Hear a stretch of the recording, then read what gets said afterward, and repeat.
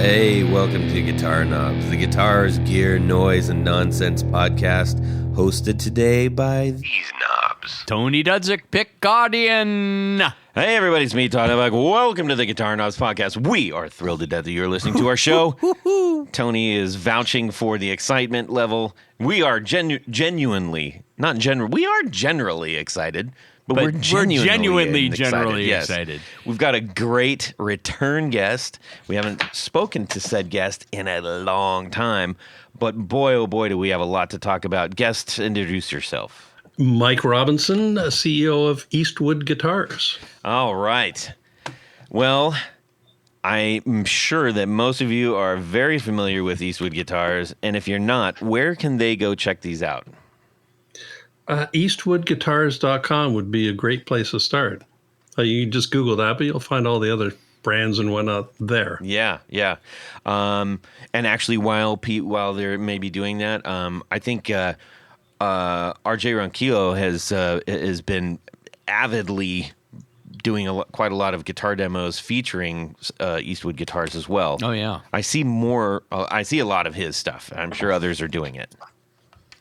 So yeah, you know what, RJ, funny story, and you probably dig up one of his older videos, but he credits his and RJ will back me up on this. He credits his livelihood into YouTube demoing as to an original meeting we had at the NAMM show, where I asked him to do some videos. That's amazing. And Eastwood were the first videos that he did. That's super cool. Yeah, he's doing all right. Yeah. And he's pretty good. He's pretty good. He can take a piece of wood and make it sound great. Yeah, a dozen hits or so. I think I would love to get him on the show. And I ran across and I was trying to talk to him in NAMM, and he just got swooped up. Like I saw him twice, and I'm like, and he was gone. So maybe someday soon. Oh yes. All right. Well, we are going to have a great time because Mike has a lot of things to bestow upon us as far as news, new things, and awesomeness. So, before we dive deep into interview world, I do have one announcement. This is from our... Have you found Michael J. Fox's guitar? No, I have not. But you might find it at LSJ Music Co. And that's in Delavan, Wisconsin. Now, I know that if you're not anywhere near Delavan, Wisconsin, you're probably not... This isn't going to be like... Well, hey, thanks for the news. But LSJ Music Company is a super solid little shop, and they support our show. He's been on the show. Really great guy. Loves the guitar community, and does a lot of independent builder stocking and stuff like that. And he just wanted me to pass something on. They're having their 10-year anniversary Gear Expo. There's going to be a demo board from JHS Pedals, and then featuring Sketchy Sounds and Haskins and Goldbug and PAF and all kinds of great things. Door prizes from Dunlop, Stringjoy, Ernie Ball, Vintage, and lots of other things. Gotta love door prizes. He's like, hey, I would love to come on and talk to you guys about that. Our June is just slam jammied. So this is going to be happening before then. That is on June 21st. So if you're anywhere near that vicinity, please make sure you get down there. It's a great independently owned guitar shop, and we say hooray to those guys. And you could probably get a lot of cheese up there too. That's probably true, yes. Which would be great news for Monger if he was anywhere near there. But yeah, they're gonna talk about they're gonna have some repair stations and some mods and setup kind of things, as I understand. So cool. Yeah, it's a good guitar store day. I like that. That should be a thing like record store day. Why isn't there guitar store day? Somebody needs to make that happen. Probably because there's not a lot of independent guitar shops left. That may be. Although they're coming back. There might be more record stores than there are guitar stores now. There might be. Yeah. Anyways, so that's happening, and thanks to LSJ for not only supporting our show, but for supporting the guitar community and all the smaller builders out there. Okay. with that being said, Tony. Does? Oh, by the way, I'm wearing my brand new Daredevil Chicago Rat shirt. I'm lusting after it. Super sick. Yeah, I love the rat. Go. What's going on in our music world this week, Tony? Go. This week. Say things now. I'm saying things now. So this week, I actually had a chance to. I think I watched part of it before, but I watched the whole thing from beginning to end. The Damned. Don't you wish that we were dead documentary? Wow. I have not seen that one. It's from 2015, and it covers a lot of bases from the very beginnings through, at that time, 2015, when they were touring, as there were two separate Damned. Well, there was Captain Sensible. They had a split. Yeah. And then more recently, this past year, in fact, here they played in Columbus not too long ago. Yes. So they're touring again. But anyhow, for those who don't know, the Damned were mid to late 70s early punk band, right up there with the Clash and the Sex Pistols. And actually preceding. Well, you might say that they were the first UK band to play at CBGB's. Yeah. And they consisted of Dave Vanian, who was the singer, Brian James, who passed away recently. Yeah. He was a guitar player. My favorite name of all time, Rat Scabies, and my personal hero, Captain Sensible. Yeah. Sensible. Where can we watch that? I got it off of it's one of those free streaming. The public library? No, but it's if you do like if you do a smart TV search, it'll find it. A Roku search, it'll tell you where you can watch it. It was like Fubu or something like that, whatever. Yeah. You have to watch commercials. One of the 8,000 independent channels. Yeah. But it's definitely well worth watching. Yeah. And it's a little sad because whenever bands split and break up and there's bad feelings back and forth. Yeah, but they patched it all up. It's all good. I think they've patched things up in the most recent times. I actually have a very large blue rose for New Rose. New Rose. Yeah, honestly, that's what that's from. I was like, that song is just New Rose was like the first. That was the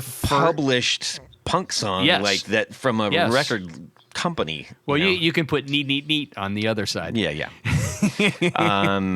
That's in a very private area, Tony, and I'm not going to tell you about that. Pretty sure I saw them in Toronto around 2015 or so. Okay, that would have been. Would that make sense? Yeah, that's when this documentary was. It came out right around that time. So, check it out if you have a chance. Will do. Oh yeah, big fan. Mike, how about yourself? Anything that is non-guitar making related? Current exciting thing. I came back. We're in Arizona for the winter now. We came back through Nashville on the way back, and Dennis Fano made me a one-of-a-kind guitar. Wow. Wow. So I'm excited about that. That's pretty cool. What's it like? Well, a couple of years ago, we ordered some Revolta husks. So a husk is basically a guitar that's completely built but completely unfinished. Mm-hmm. And he finally got around to finishing it. Wow! As I came through Nashville, he presented it to me, and it's spectacular. And I don't know where, I don't have any pictures of it up on the web yet, but I need to post those. Yeah, that's very cool. It's ridiculously, spectacularly cool. What color is it? Believe it or not, Antigua burst, if you know what that is. Oh, yeah. Really? Whoa. Yeah, and every little detail, the pickguard, the truss rod cover, the whole, everything. And like Dennis does with Novos, it makes it, the thing looks like it's from 1957. It's so beat up and completely relicked. Oh, it's outstanding. You've got to put some photos up of that. Oh, yeah. I think he put some up on the Novo site, and I think he just said guitar I made for a friend of mine, and that was it. Huh. But it is so cool. That's Yeah. That's a big Antigua story. gets a bad rep for, I think it's like a love-hate thing, but honestly, sometimes when you see, not all of them look right, but some of them, it's like, wow. The funny thing was, back in it was probably January, he emailed me and said, "Hey, I'm going to start working on your guitar. What do you want? What finish do you want?" And I said, "Surprise me." So I get there, and he hands it to me. I don't know, sheepishly is the right word, but he was not sure, because what you just said, Antigua Burst is kind of love-hate thing. And I almost started crying. I just couldn't believe how beautiful it was. That's and awesome. He was so happy that I was happy. That's cool. He took a spin and it worked. That's good. Yeah. For me... Todd, what about you? Thank you. Yes, I had this spectacular package show up, and it was from SoundLad Liverpool. Which is he's had a lot of discussions with our very good friend Hello Sailor on his YouTube channel and stuff, and he has a pedal called the Sketchy. Yes, not to be confused with Sketchy Sounds. Yes.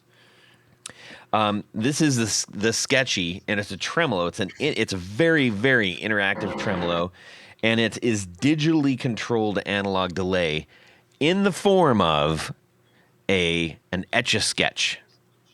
What? So the pedal literally looks like an Etch-a-Sketch, and this is one of those things where you're like, hey, that's fun, that's cool, what a neat idea.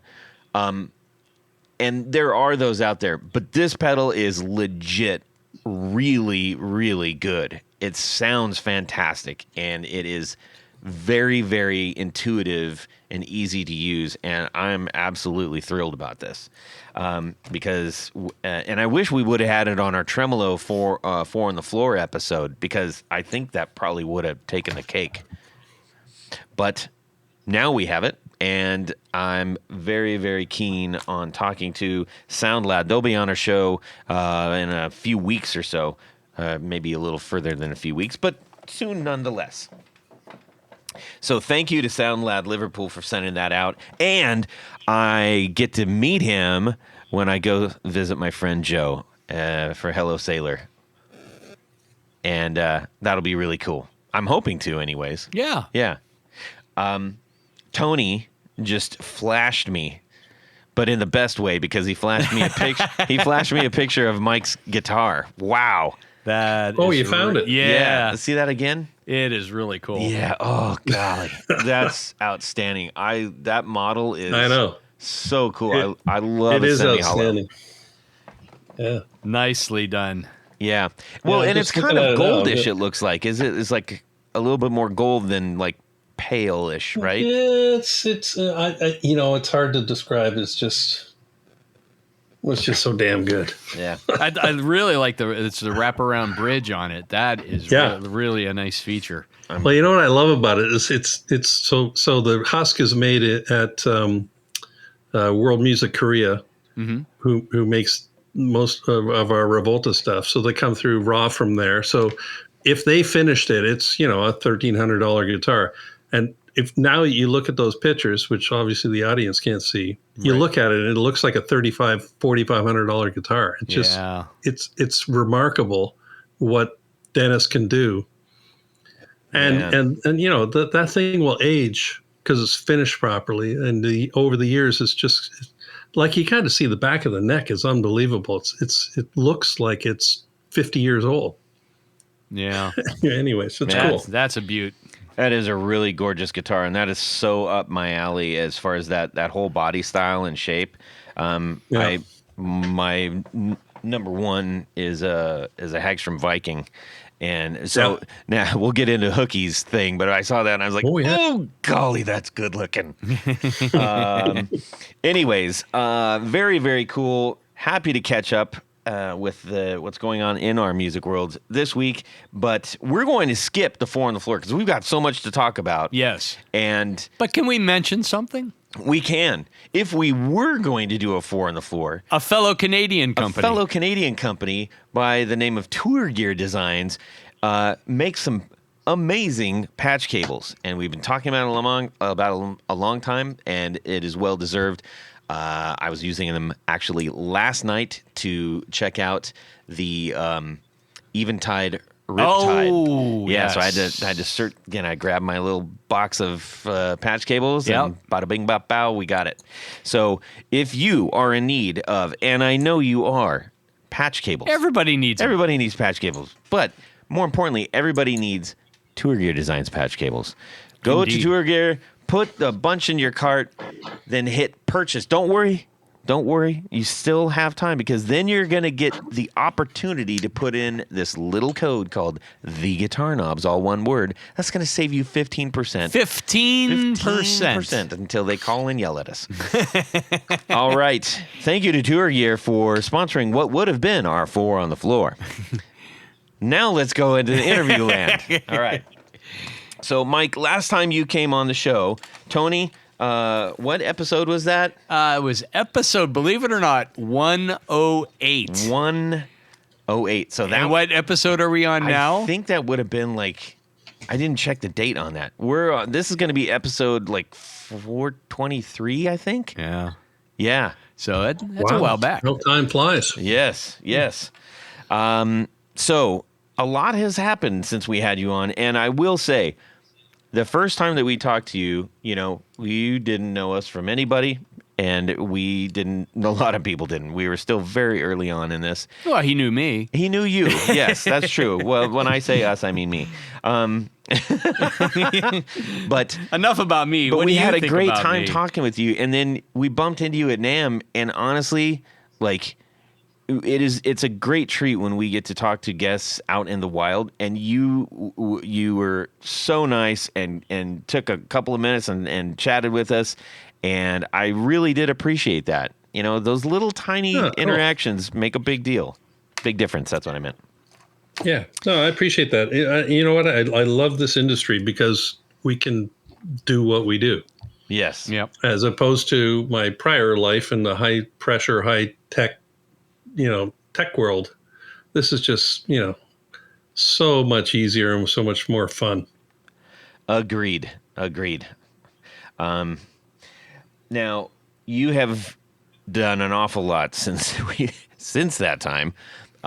And anybody that has been to the Eastwood Guitar site, has bought anything from Eastwood, or signed up from the newsletter, knows that lots and lots of things are going. I have to credit you as being one of the most proactively informative brands, not just website brands. I get loads of emails from you guys, and I always like it. I actually do like getting all these emails, because I'm like, whoa, what's new today? Proactively, how did you put it? Proactively, informatively? Could have just been proactively, annoyingly. Well, if you like guitars, it's not annoying. Yeah, that's the thing. It's always new. Something. You guys have great things happening all the time, but yeah, we do. You've made a bunch of new things happen, and why don't you just run away with the spoon here? Sure. Yeah, I mean, did you guys get to the Peter Hook show the other day? Last week? We last did. Week? It was last week. Outstanding, and you were absolutely right. You're like, man, you got to get to that show, and I'm a huge fan of his work. I even had we were supposed to have him in the studio actually, and I for several months now have been just like, it's almost time, and they came in really, really late from Las Vegas, and everything was behind, and it did not pan out, and that was unfortunate. That's too bad, because he's always a fun guy to chat with. Yes. And we did talk to Jack yesterday, though. Oh, dude. Yes. Good. Yeah, Jack. Jack's obviously a son and his right hand man, but they're both great people to work with, and we've been working with Peter for quite a while. It's fortunate for us because my right-hand man, Carl Cook, which we talked about last time, and he's still in Liverpool, still running the show over there. Mm-hmm. And so he sits down with Peter and actually takes his old vintage gear and redevelops stuff under the Eastwood brand. Like the original one was the Bass 6. Right. Which it was an old Shergold. Yeah, exactly. But it wasn't just kind of like a tribute. Like most of our stuff is kind of pretty close tributes to the original. We actually took Peter's Shergold Bass 6 and replicated it in built a brand new bridge, made it exactly the same. Mm-hmm. So that Hookie thought, yeah, this is cool. I could take these out on tour. So that was, I don't know, maybe 5 years ago we did that. And we've always done very well with that. But recently we came out with the Hookie Viking bass, which it is stunning. It's stunning. It really is.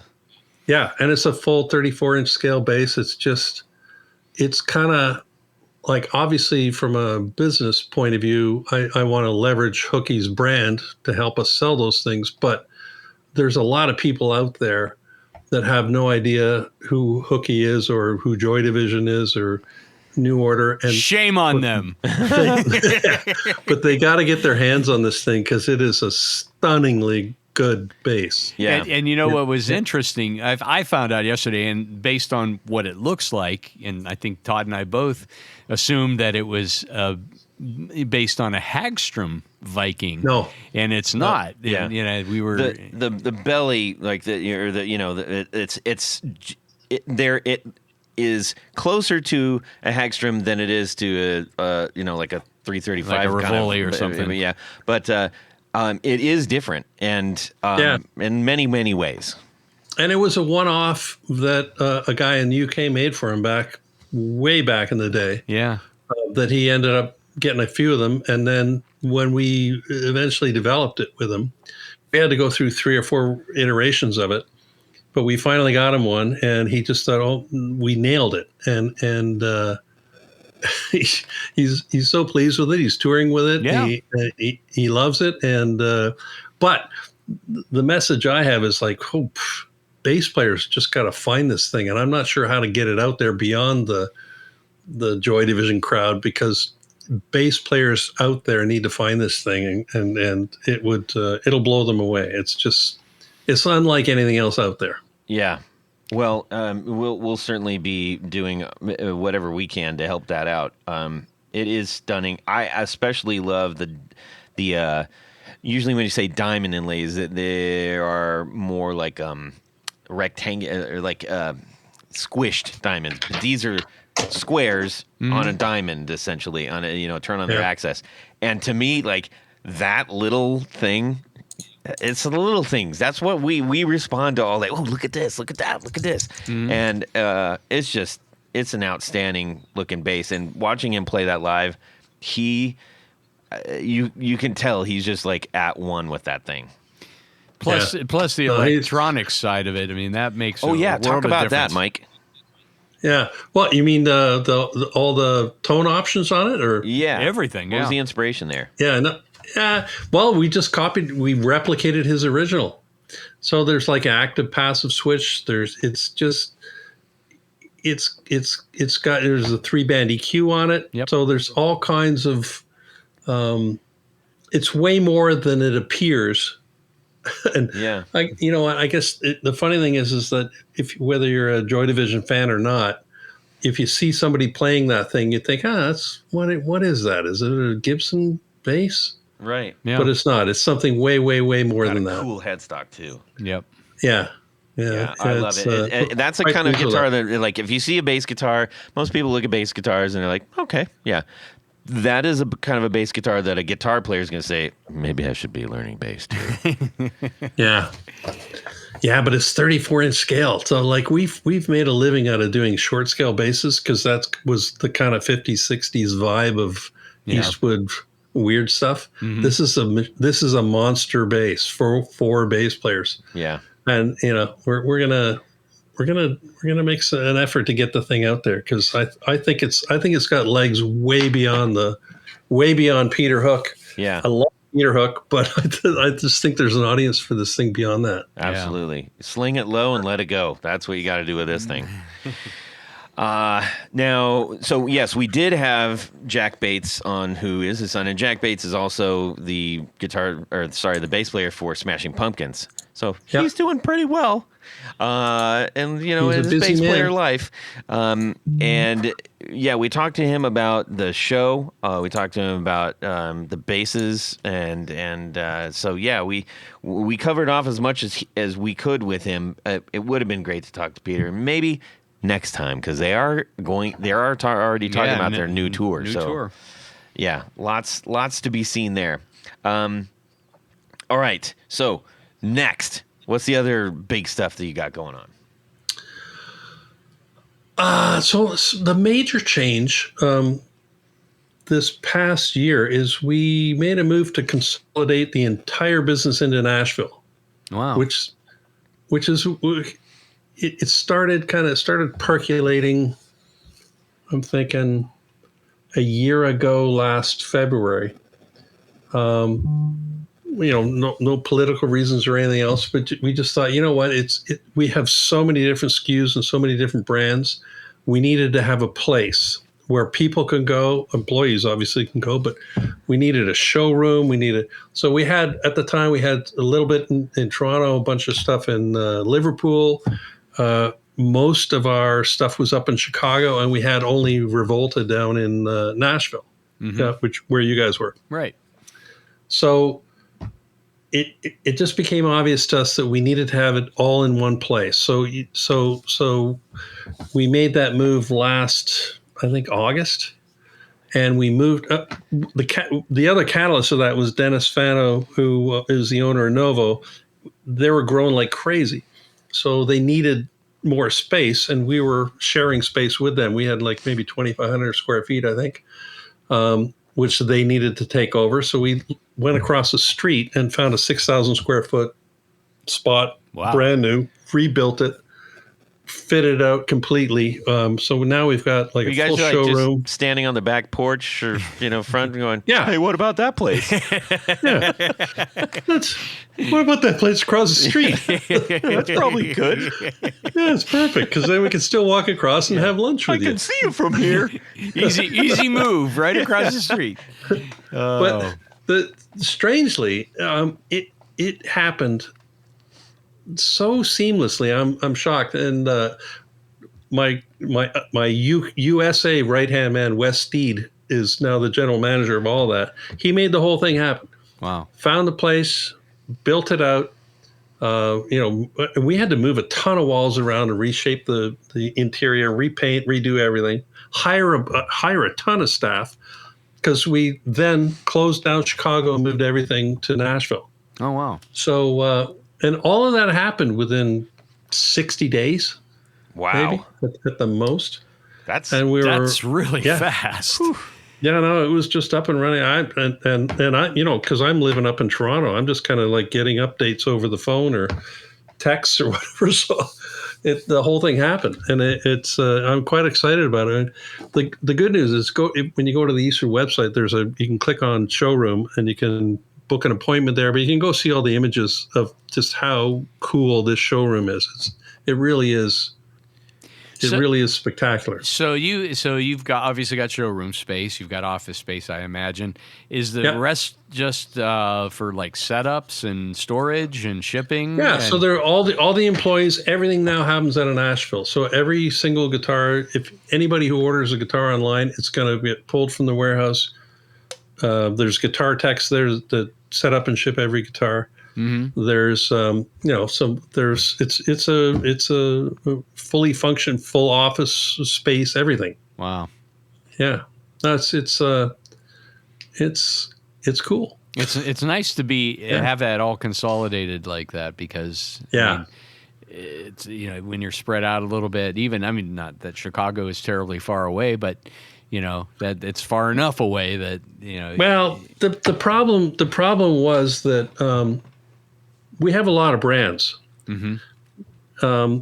So in Chicago, we had, 3 or 4 different brands up there. Then we had 2 brands down in Nashville. Then we have, and so you're trying to create social media content for all of these things. And it just, you needed to have all the guitars in one place. So we hired a bunch of social media people, and we've got some really good people doing that. I don't know if, I'm sure some of your followers follow us on, well, obviously, RJ. But Ellen, who we hired to do a lot of our social stuff, she can just walk in there, grab a guitar any time of day, and just peel off a video and put the guitar back and do another one. So it's just you need it all in one place. And that was the main reason to do it, is to kind of, the way you need to market things these days is it's all social stuff. It's all 15 to 30 second snippets of something. Yeah. Yep. Like Mike's hot take. Yeah. So now that you mentioned that, so like I mentioned, I'm living in Arizona in the wintertime. So I drive from Toronto through Nashville in November, spend 2 days there, and we do about 100 videos of me just talking about guitars. And then I go to Arizona for 5 months, and then I turn around, I come back, and in early April, we do another 120 videos, and that's it. And so there's a year's worth of stuff. Now, I don't know if we need people to know all those details, but all those little annoying videos of me talking about guitars, they were all taken in 2 to 3 days, 6 months apart. Wow. And if you watch carefully, I'm probably wearing the same sweatshirt in every single video. Perfect. Yeah, I mean, I hear what you're saying. When you're doing it, it's sort of like, is anybody going? But like that is one of the beautiful things about the guitar industry, is that we do care about everything all at once. And and especially, and I mean, that's our entire show is based on this, is the connection between the thing and the person. So whatever you're making, connecting the person to that makes it that much just infinitely more valuable to the end user. Right. I think. And that's why now that we've consolidated everything in Nashville, if you watch Ellen, the difference from me doing 100 videos every 6 months, she's doing them every single day, 2 or 3 a day. And she's answering the social media questions. Like, hey, what is that? A fretless side jack baritone? How does that work? And she'll do a video, answer the questions, and it's all happening like every single day. Yeah. And we came up with a new model 2 weeks ago. We came up with a cello, an electric cello. And she did a 20-second video on it on TikTok. And I have never seen it take off like this before, but there was like 3,000 people loved it. There was 350 people shared it. And I think it's because you tap into this cello crowd that starts sharing it amongst themselves. Yeah. But she put together this 20-second video that was well edited. I mean, she didn't film it in 20 seconds. She probably took 2 hours to do it, played some really beautiful stuff on it, made it entertaining and fun with, close edits and text flying across and whatnot. But that's like the value of that compared to taking out a print ad in Guitar Player magazine. Yeah. Come on. Yeah. And that's her full-time job, and she's really good at it. And she tours. She's a touring musician. So, every now and again she says, hey, I need a couple of weeks off because I'm going to Europe. But she does a great job. Nice. That is very cool. Is that the MRG cello guitar that you're talking about? Yeah. Yeah. That is really cool looking. It is. Yeah. That's pretty wild.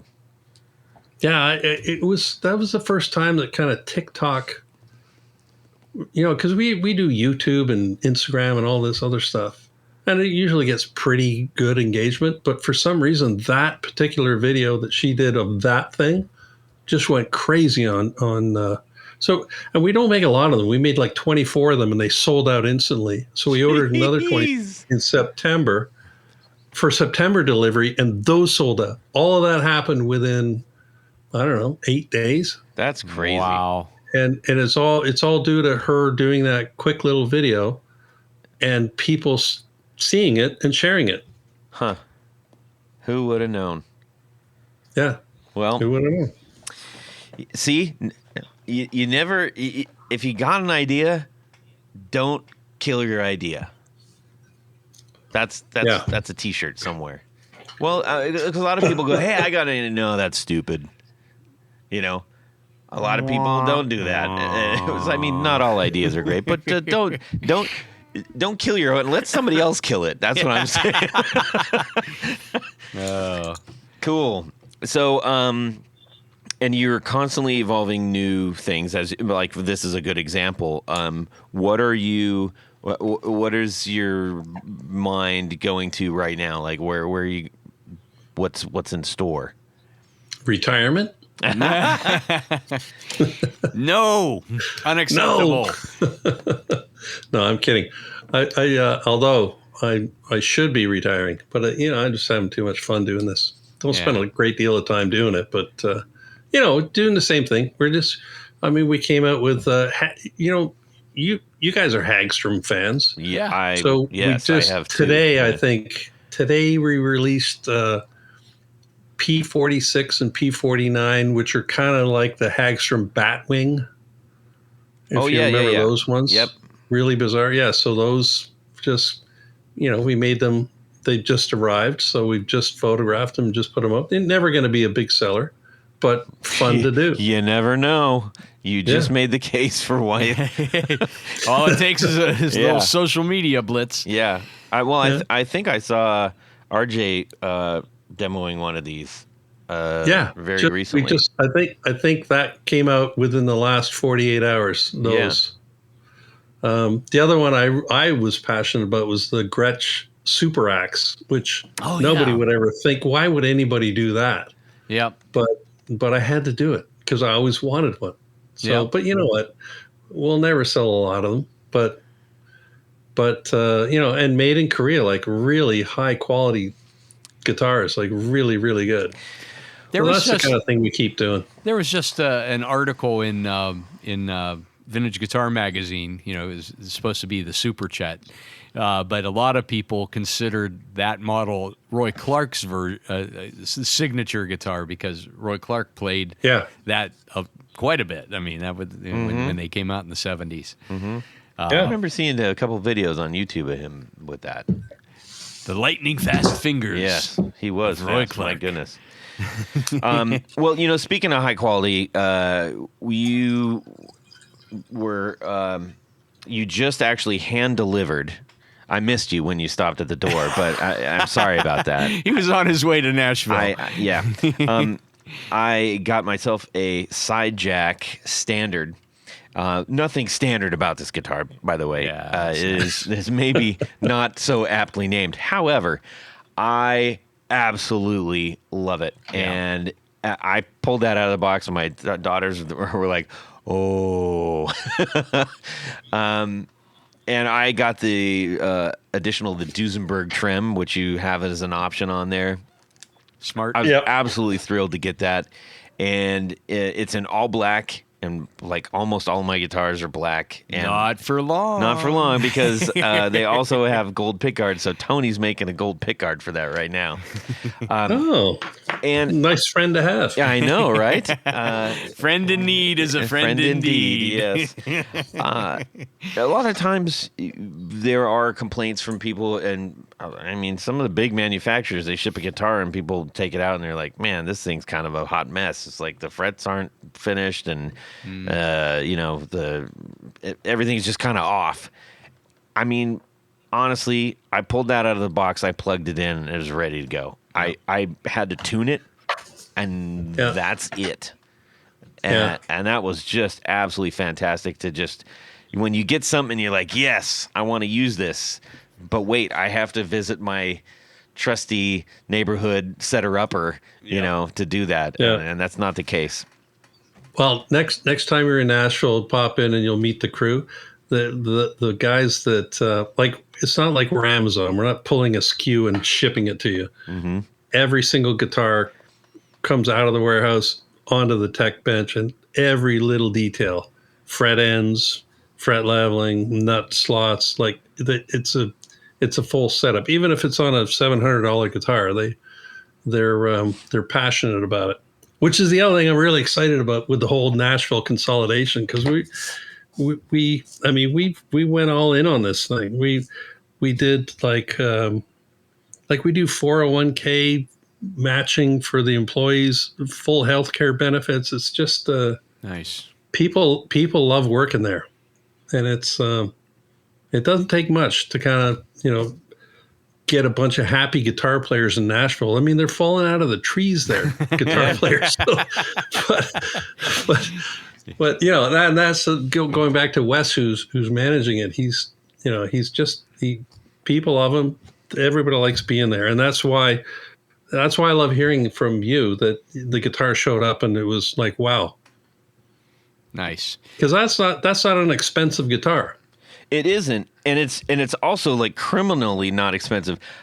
I want to try to sell this thing really quick, because this is not, a lot of times if you're like, hey, I'm going to order a guitar and maybe I even haven't played it or whatever, it is an absolutely great playing guitar, great balance. It's not too heavy. It's not too light. I don't like guitars that are super light. Super heavy doesn't feel good either. Mm-hmm. It's coming in at like 7 pounds, pounds, maybe a couple ounces.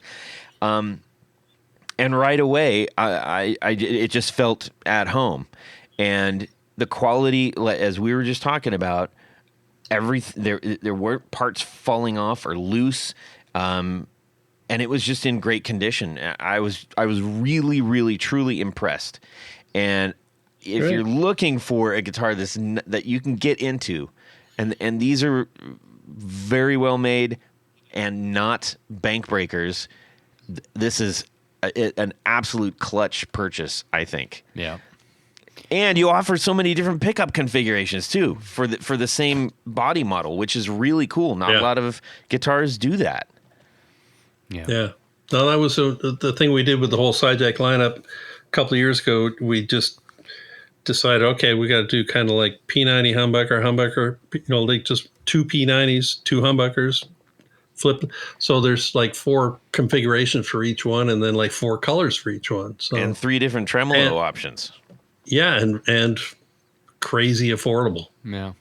And the other thing that a lot of people don't realize is your guitars also carry a lifetime warranty against defects and such, right? Yeah, my lifetime, which is running short. Yeah. As long as Mike is still kicking. As long as Mike is alive, well, he'll honor that warranty. But after that, you're on your own. These things may sound sort of like, I don't know, not frivolous. I don't know what it is, but for whatever reason, if I say, and you get free shipping on a guitar is a big deal, because that can get expensive real quick, and 0 risk returns. So there's no way that you can go wrong in doing this unless you actually hate guitars, which you probably shouldn't do that then. Then just go away. Yeah. And stop listening to us. And I will say, this is 100% true. I'm not embellishing. I'm not making anything up. We recently had a change up in my own band. We got a new bass player. He's like really critical of things. And I said, hey guys, I have a new guitar specifically for this one new song that we got, that I was like, I want to play this guitar.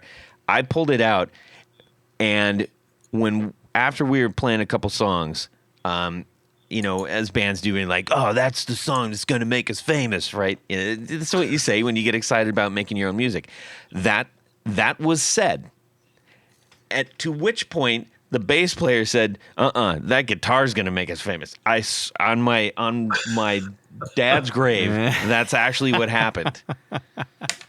Wait till the gold sparkle pickguard is I know, on it. right? I'm just thrilled to death, and I'm so glad that I got that guitar. Thanks, Mike. That's cool. I'm glad you're happy with it. Yeah. So, anything that you can talk about that? How, if at all, are the tariffs affecting your business?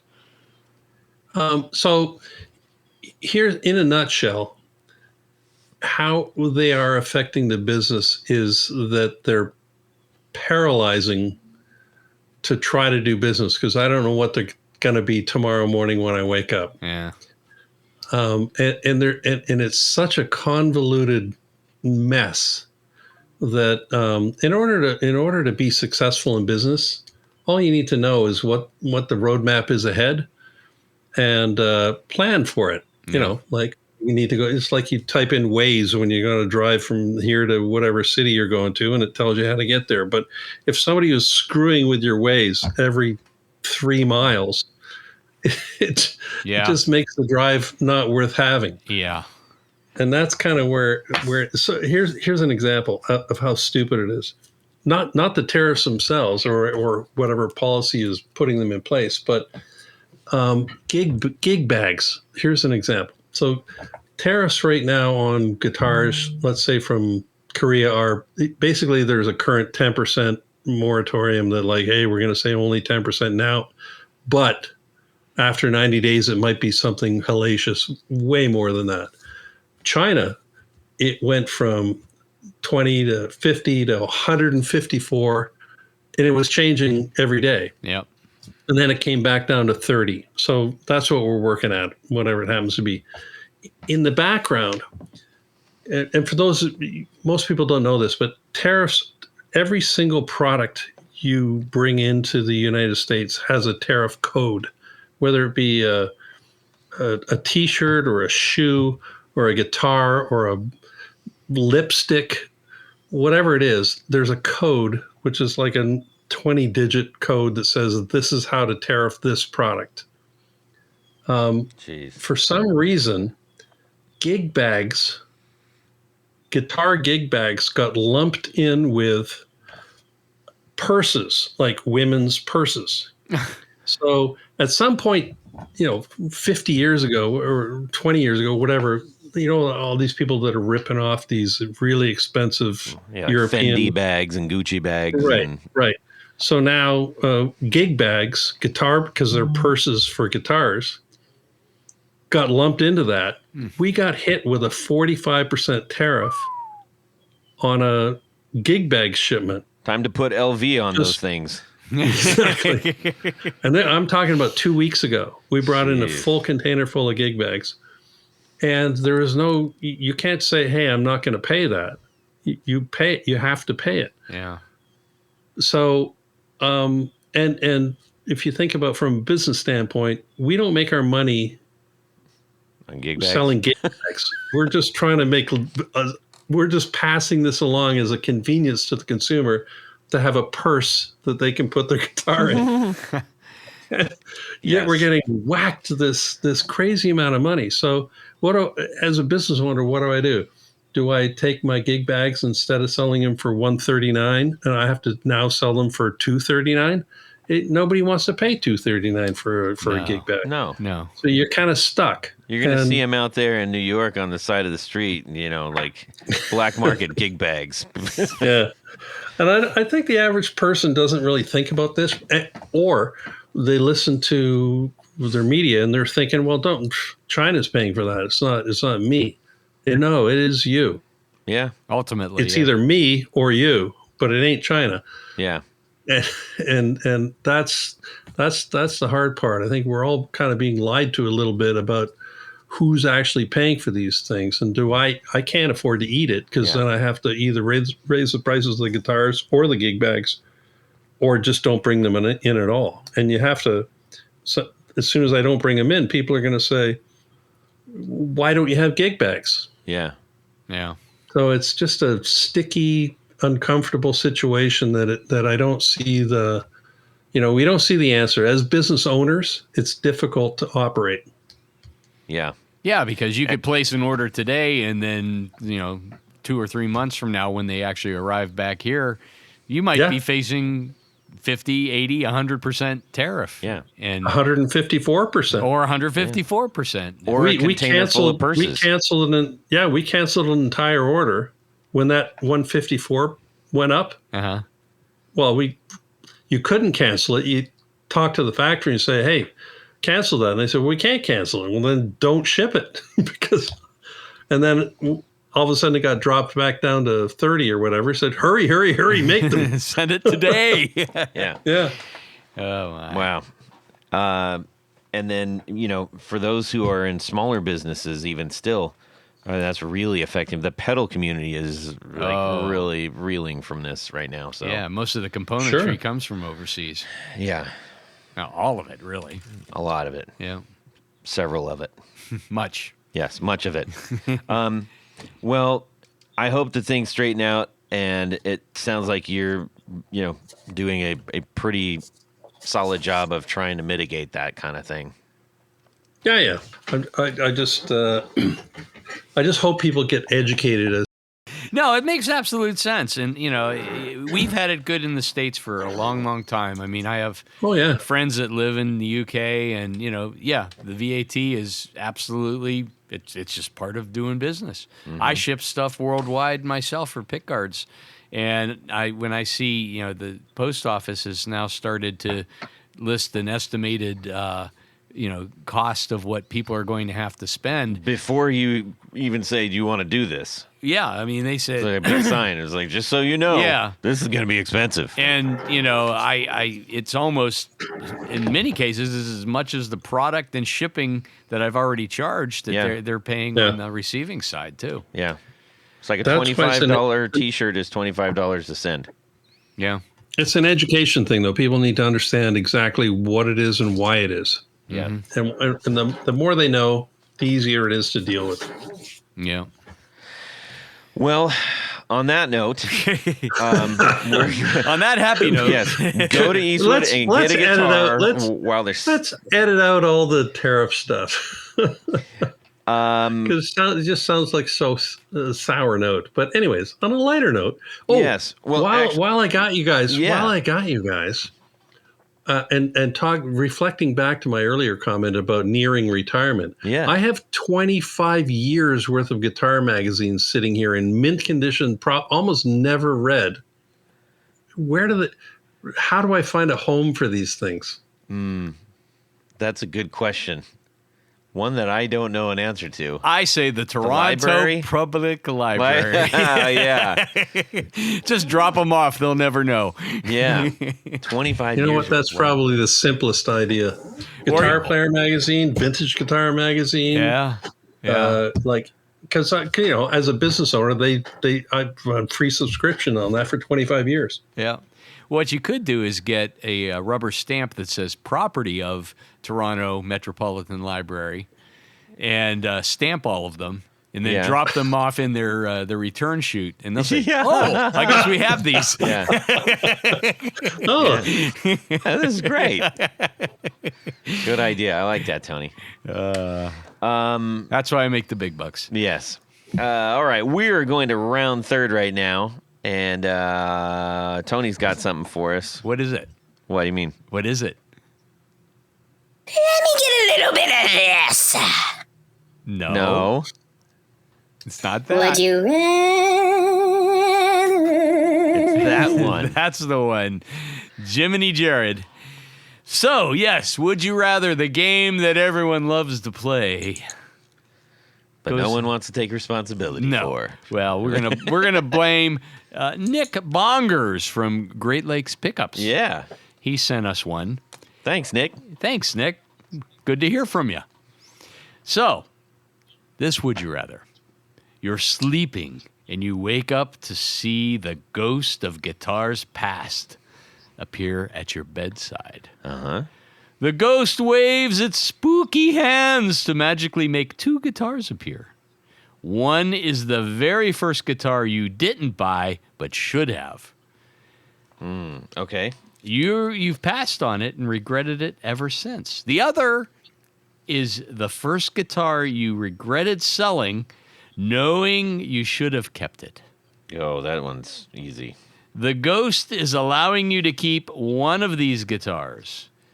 What are the guitars? And would you rather keep the first guitar you regretted not passing on? Or keep the first guitar that you regretted selling? Okay. That's a very, question. very good one. Thanks, Yes. Nick. Tony, you're up. Well, I think as I've said before, the one guitar that I've still been trying to track down, maybe I'll get Michael J. Fox involved, is, and it's really my first real guitar that I bought. It was a 66 Fender Jaguar that I got at a pawn shop up in Youngstown. And at that time, it was $175, which was like all the money I had in the world. I was in college, whatever.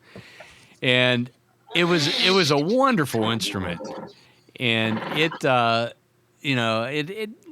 used it playing through school and various bands. And I just kind of fell out of the music scene and I got rid of it.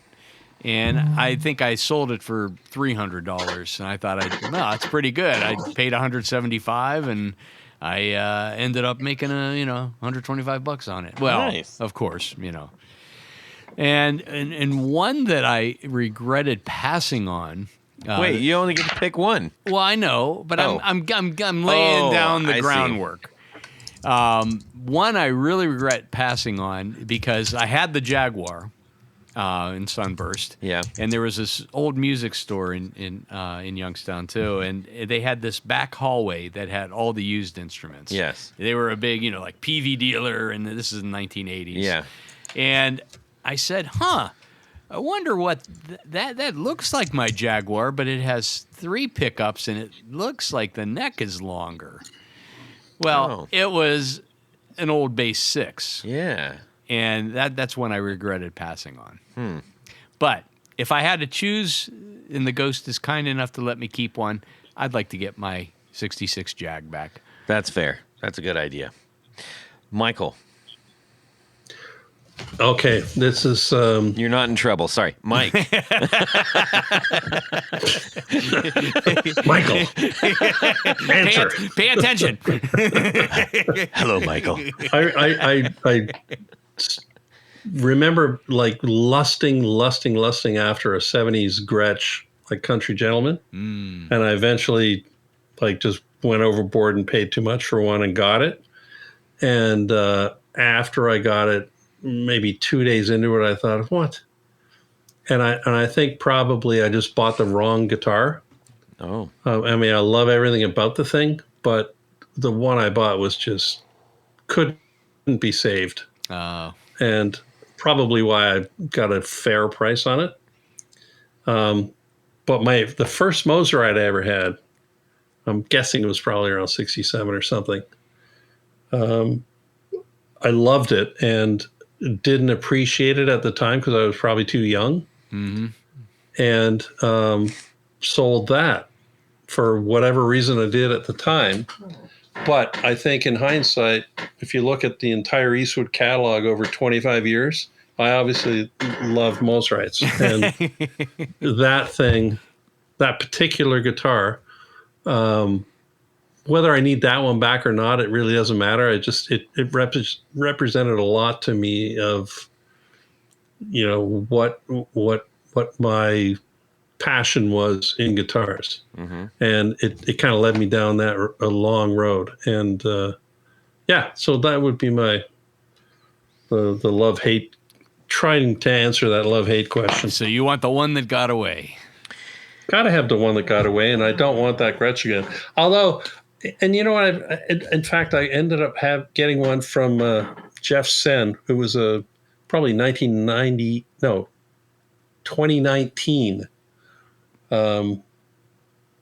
Gretsch. Oh, yeah. That he, if you know Jeff, it was his personal. I traded him a 74.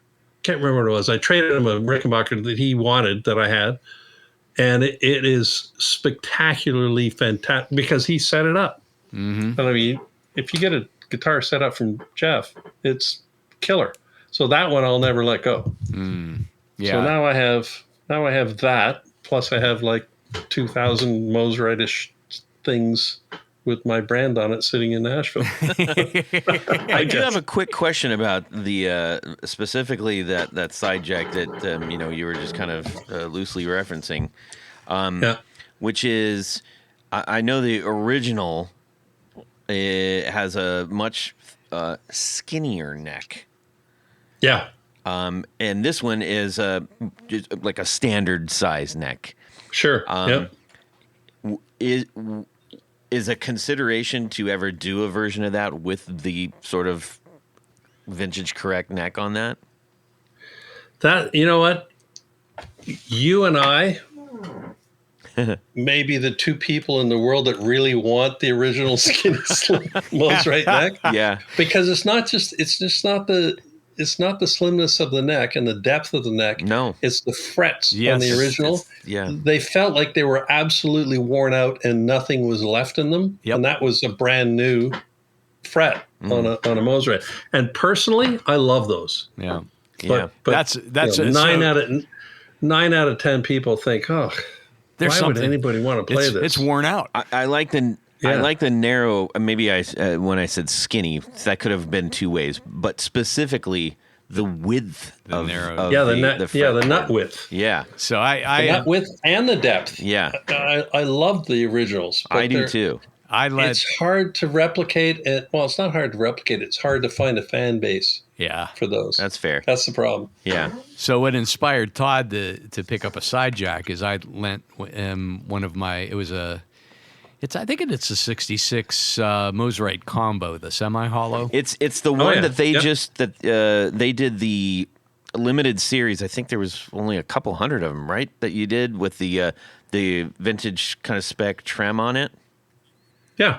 Yeah, it's like 1-to-1 with the one that you have, Tony. Yeah. So it is. It does take some getting used to because of the fret height in particular. Yeah. And the narrowness The at the nut. The narrowness, actually all the way up the neck. It felt, I was like, whoa, I love this. And I actually have a PV bass that has a really narrow neck as well.